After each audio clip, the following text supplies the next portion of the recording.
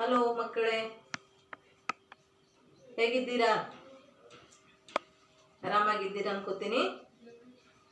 ನಿನ್ನೆ ಮೊನ್ನೆ ಮಾಡಿದ ಪಾಠ ಚೆನ್ನಾಗಿ ಅರ್ಥ ಆಗಿರ್ಬೋದಲ್ಲ. ಈಗ ಮುಂದಿನ 2ನೇ ಪ್ಯಾರಾಗ್ರಾಫನ್ನು ಪ್ರಾರಂಭ ಮಾಡುತ್ತಿದ್ದೇನೆ. ದಯವಿಟ್ಟು ನಿಮ್ಮ ಹತ್ರ ಪುಸ್ತಕ ಇದ್ದರೆ ತೆಗೆದು ನೋಡ್ಬೋದು. ಪುಟ ಸಂಖ್ಯೆ 2, page number 2, the same lesson, the uncharted pool, paragraph 2. First, I'll read the second paragraph. You just listen, or you can see your book also. The Enchanted Pool, written by C. Rajagopalachari. Second paragraph. Yudhishthira sent him to fetch some water to drink. Nakula was glad when he got to the place and saw that there was a pool. He was very thirsty himself and so thought of quenching his thirst first before taking water in the clear for his brothers. But no sooner that he dipped his hands in the transparent water, he heard a voice which said, "Stop, Nakula, do not drink. This pool belongs to me. Oh, son of Madri, answer my questions and then drink the water." Nakula was surprised but carried away by his intense thirst, and heedless of the warning, he knelt down and began to drink the water. At once he began to feel terribly drowsy, and he fell down to all appearance dead. ನಿನ್ನೆಯ ಪಾಠದಲ್ಲಿ ಮಕ್ಕಳೇ ನಾವು ನೋಡಿದ್ದೇನೆಂದ್ರೆ, ಪಾಂಡು ಪುತ್ರರು ಯುಧಿಷ್ಠಿರ, ಭೀಮ, ಅರ್ಜುನ, ನಕುಲ, ಸಹದೇವ ಈ 5 ಜನರು 12 ವರ್ಷದ ಅವಧಿಯಲ್ಲಿ, ವನವಾಸದ ಅವಧಿಯಲ್ಲಿ ಅವರು ಒಂದು ಜಿಂಕೆಯನ್ನು ನೋಡಿದರು. ಆ ಜಿಂಕೆಯನ್ನು ಬೆನ್ನಟ್ಟಿ ಅವರು ಹೋಗಿ ಅದನ್ನು ಹಿಡಿಯಲು ಹೋಗಿದ್ರು. They went in pursuit of deer into the deep forest, we have learned. Now, in the first paragraph, they felt tired. And due to that tiredness, they want to take some rest. First, Yudhishthira, he came under the shade of a tree and he sat down under that shade and he asked his youngest brother to search some water. He said to climb the tree and search whether there is any pool or river. Then, at that time, when Yudhishthira said a word, Nakula, as soon as his brother said that a single word, he has given a single word for him. As soon as he told that, he climbed the tree and searched around, and he found that there was a pool.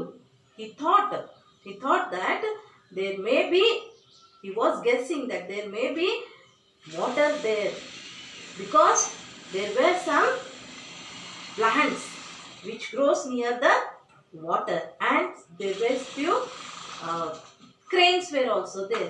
So he guessed that there might be definitely water there. This much we have learnt in the last lesson. Now come to the second paragraph. When Nakula said that there might be some water there because there were cranes and some plants were there which was grown near the water plants also, we can say. Then when Nakula said, Yudhishthira said him to go and fetch some water. When Yudhishthira said him to go and fetch some water, fetch means to bring. Fetch means to bring some water for him to drink. Nakula was glad when he got to the place. Nakula was glad when he got to the place and saw that there was a pool. ನಕುಲನಿಗೆ ಬಹಳ ಸಂತೋಷವಾಯಿತು. Glad ಅಂದ್ರೆ ಏನ್ರಿ? Happy. Glad means happy. When he went to in search of that pool, he found that pool. So he felt very happy. ಅಲ್ಲಿ ನೀರನ್ನು ಹುಡುಕಲು ಹೋಗಿದ್ದ. ಅಲ್ಲಿ ಹೋದಾಗ ಆತನಿಗೆ ಏನು ಸಿಕ್ಕಿದ್ರೆ ಅಲ್ಲಿ ಒಂದು ಕೊಳವೆಯನ್ನು ನೋಡಿದ. ಆ ಕೊಳವೆ ನೋಡಿದ ಕೂಡಲೇ ನಕುಲನಿಗೆ ಎಲ್ಲಿಲ್ಲದ ಆನಂದ, ಅತಿಶಯ ಅಥವಾ ಸಂತೋಷ, glad. He felt very glad when he got to that place. ಆ ಸ್ಥಳಕ್ಕೆ ಹೋದಾಗ ಆತನಿಗೆ ಬಹಳ ಸಂತೋಷವಾಯಿತು. ಕಾರಣ ಆತನು ಬಯಸಿದ್ದು ಅಲ್ಲಿ ಸಿಕ್ಕಿತು. ಆತನು ಬಯಸಿದ್ದೇನು? ನೀರು. ಅದಕ್ಕೆ ಅದನ್ನು ನೋಡಿದ ಕೂಡಲೇ ಆತನಿಗೆ ತುಂಬಾ ಸಂತೋಷವಾಯಿತು. ಈಗ ಏನ್ ಮಾಡ್ತಾನಂತೆ ನೋಡಿ, he was very thirsty himself. ಆತನಿಗೆ ಬಹಳ ಬಾಯಾರಿಕೆ ಆಗಿತ್ತು. ಆತನಿಗೂ ಆಗಿತ್ತು. ಹಿಮ್ಸೆಲ್ಫ್ ಅಂದ್ರೆ ಆತನಿಗೆ ಕೂಡ ಅದು ಬಾಯಾರಿಕೆ ಆಗಿತ್ತು. So he thought it to quench his thirst. So he thought to quench his thirst. Quench ಅಂದ್ರೆ ಏನ್ರಿ? To satisfy thirst. To satisfy thirst by drinking something. ಬಾಯಾರಿಕೆ ನೀರು ಕುಡಿದಾಗ್ಬೋದು, ಜ್ಯೂಸ್ ಆಗಿರ್ಬೋದು, ಏನೇ ಆಗಿರ್ಬೋದು, ಅದು ನೀಗಿಸ್ಕೊಳ್ಬೇಕಾದ್ರೆ ದ್ರವದ ರೂಪದಲ್ಲಿ ಏನಾದರೂ ದಾಹವನ್ನು ನೀಗಿಸಿಕೋಬಹುದು. ಸೊ ಹಿ ಥಾಟ್, ಅದನ್ನು ಯೋಚನೆ ಮಾಡಿದ. ಏನಂತ ಯೋಚನೆ ಮಾಡಿದ? He thought himself to drink first and then to take that water for his brothers also. See, so he thought of quenching his thirst first. ಮೊದಲು ನನ್ನ ಬಾಯಾರಿಕೆ ನೀಗಿಸಿಕೊಂಡು before taking water in the quiver. Quiver ಅಂದ್ರೆ ಏನ್ರಿ? ಕ್ವಿಯರ್ ಅಂದ್ರೆ ಬತ್ತಳಿಕೆ. ಏನ್ರಿ ಅದು? ಬತ್ತಳಿಕೆ. ಬತ್ತಳಿಕೆಯಲ್ಲಿ, ಬತ್ತಳಿಕೆ ಅಂದ್ರೆ ಗೊತ್ತಾ ನಿಮಗೆ? ಏನ್ ಮಕ್ಕಳೇ ಬತ್ತಳಿಕೆ ಅಂದ್ರೆ? ಬೇಟೆಗೆ ಹೋಗುವವರಿಗೆ ಒಂದು ಬಾಣದ ಒಂದು ಕೇಸ್ ಇರುತ್ತದೆ, ಬಾಣ ಹಿಡಿಯಲು ಒಂದು ಸ್ಥಳ ಇರ್ತದೆ. ಅದು ತಮ್ಮ ಬೆನ್ನಿನ ಹಿಂದೆ ಇಟ್ಕೊಂಡು ಬಿಲ್ಲನ್ನು ಕೈಯಲ್ಲಿ ಇಟ್ಕೊಂಡು ಬಾಣದ ಒಂದು ಕೇಸಲ್ಲಿ ಬತ್ತಳಿಕೆಯಲ್ಲಿ ಬಾಣಗಳು ಇಟ್ಕೊಂಡು ಬೇಟೆಗೆ ಹೋಗ್ತಾರೆ. ಇದು ಅದು ಬಾಣಗಳು, ಇದು ಬತ್ತಳಿಕೆ. This is called quiver. ಈ ಬತ್ತಳಿಕೆಯಲ್ಲಿ ನೀರು ತೆಗೆದುಕೊಂಡು ಹೋಗಬೇಕು. ತನ್ನ ಸಹೋದರರಿಗೆ ತಾನು ದಾಹವನ್ನು ಇಸ್ಕೊಂಡು ಇದರಲ್ಲಿ ನೀರನ್ನು ತೆಗೆದುಕೊಂಡು ಹೋಗ್ಬೇಕಂತ ಆತನು ಏನ್ ಮಾಡಿದ? ಅಂದುಕೊಂಡಿದ್ದ.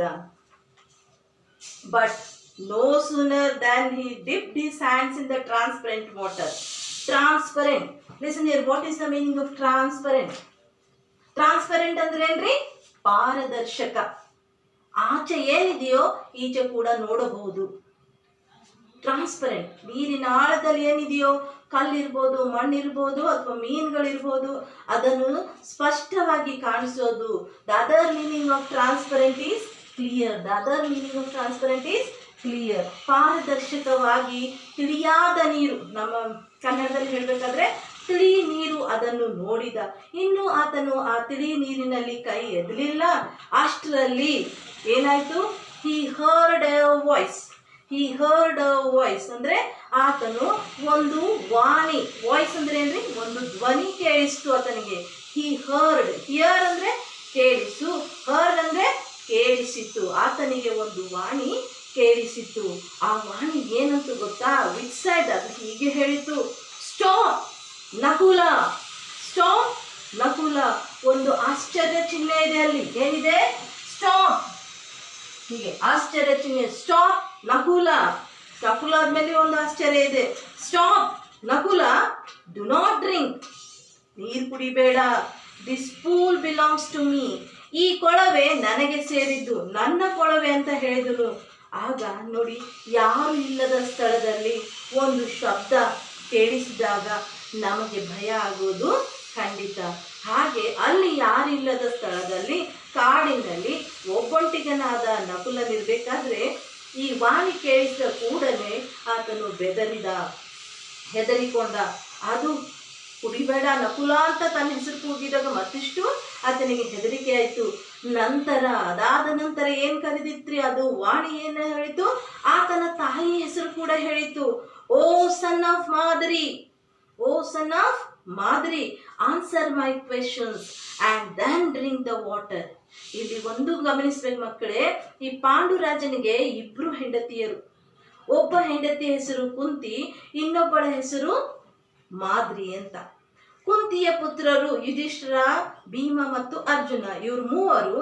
ಮಾದ್ರಿಯ ಪುತ್ರರು ನಕುಲ ಮತ್ತು ಸಹದೇವ. ಈಗ ಕುಂತಿ ಪುತ್ರ ಯಾರು? ಯುಧಿಷ್ಠಿರ. ಮಾದರಿ ಪುತ್ರ ಯಾರ್ರಿ? ನಕುಲ. ಅದಕ್ಕೆ ಆ ವಾಣಿಗೆ ಗೊತ್ತಿತ್ತೇನೋ, ಅದಕ್ಕೆ ಅದು ಹೇಳಿತು, ಓ ಸನ್ ಆಫ್ ಮಾದರಿ, ಓ ಮಾದರಿಯ ಪುತ್ರನೇ, answer my questions and then drink the water. ನನ್ನ ಪ್ರಶ್ನೆಗಳಿಗೆ ಮೊದಲು ನೀನು ಉತ್ತರ ಕೊಡು, ನಂತರ ನೀನು ನಿನ್ನ ದಾಹವನ್ನು ನೀಗಿಸಿಕೋ ಅಂತ ಹೇಳಿತು. ಆದರೆ ಏನು? ನಕುಲವೋ ಸರ್ಪ್ರೈಸ್. ನಕುಲನಿಗೆ ತುಂಬಾನೇ ಏನಾಯ್ತು ರೀ? ಆಶ್ಚರ್ಯ ಆಯಿತು. ಆದರೆ but carried away by his intense thirst. ಆದರೆ ಆತನಿಗೇನಾಯ್ತ್ರಿ, ಬಹಳಷ್ಟು ದಾಹ ಆದ ಕಾರಣ, ಹೆಚ್ಚಾಗಿ ಬಾಯಾರಿಕೆ ಆದ ಕಾರಣ, ಆ್ಯಂಡ್ ಹೀಡ್ಲೆಸ್ ಆಫ್ ದ ವಾರ್ನಿಂಗ್, ಅದು ವಾರ್ನಿಂಗ್ ಕೊಡೋದಕ್ಕೆ ಅದನ್ನು ಹೀಡ್ ಮಾಡಲಿಲ್ಲ. He did not care. ಆತ ಕೇರ್ಲೆಸ್ ಮಾಡಿದ, ಆ ವಾಣಿಗೆ ಆತನು ಕೇರ್ಲೆಸ್ ಮಾಡಿದ್ದ. ಹಿ ನೆಲ್ಟ್ ಡೌನ್, ನೆಲ್ಟ್ ಡೌನ್. ಈತನು ಈಗ ಕೊಳವೆ ನೀರು ಹೀಗೆ ನಿಂತರೆ ಬರಲ್ಲ, ನಾವು ಏನು ಮಾಡ್ಬೇಕ್ರಿ, ನೀರಿರುವವರೆಗೂ ನಾವು ಬಗ್ಬೇಕಾಗ್ತದೆ, ಇಲ್ಲದಿದ್ದರೆ ಮೊಣಕಾಲೂರಿ ನೀರು ಕುಡಿಬೇಕಾಗ್ತದೆ. ಒಂಟೆಗಳು ಹಾಗೆ ಕುಡಿತವೆ, ಮನುಷ್ಯರು ಮಣಿಸಿ ಕುಡಿಬೇಕಾಗ್ತದ್ರಿ. ಆಗ ಮೊಣಕಾಲೂರಿ ನೀರು ಕುಡಿಬೇಕಾದ್ರೆ he knelt down and began to drink the water. ಅವನು ಮೊಣಕಾಲೂರಿ ಆ ನೀರನ್ನು ಆತನು ಕುಡಿಯಲು ಪ್ರಾರಂಭಿಸಿದ. ಆಗ ಏನಾಯ್ತು ನೋಡ್ರಿ, at once he began to feel terribly drowsy. As soon as he drank the water, ಆತನು ನೀರು ಕುಡಿದ ಕೂಡಲೇ ಆತನಿಗೆ ಏನಾಗಲು ಪ್ರಾರಂಭಿಸಿದ್ರಿ, ನಿದ್ದೆ ಬಂದ ಹಾಗೆ, ಭಯಂಕರ ಟೆರಿಬಲಿ ಡ್ರೌಸಿ, ಬಹಳ ನಿದ್ದೆ. ಈಗ ತಾಳ್ಲಿಕ್ಕೆ ಆಗಲ್ಲ ನಿದ್ದೆ, ಅಷ್ಟು ಭಯಂಕರವಾದ ನಿದ್ರೆ ಬರಲು ಪ್ರಾರಂಭಿಸಿತು, ಅಂದರೆ ತಲೆ ಸುತ್ತಲು ಪ್ರಾರಂಭಿಸಿತು. ಆ್ಯಂಡ್ ಹಿ ಫಾಲ್ ಡೌನ್, ಆತನು ಅಲ್ಲೇ ಕೆಳಗೆ ಬಿದ್ದು ಬಿಟ್ಟ. ಹೇಗೆ ಬಿದ್ದ?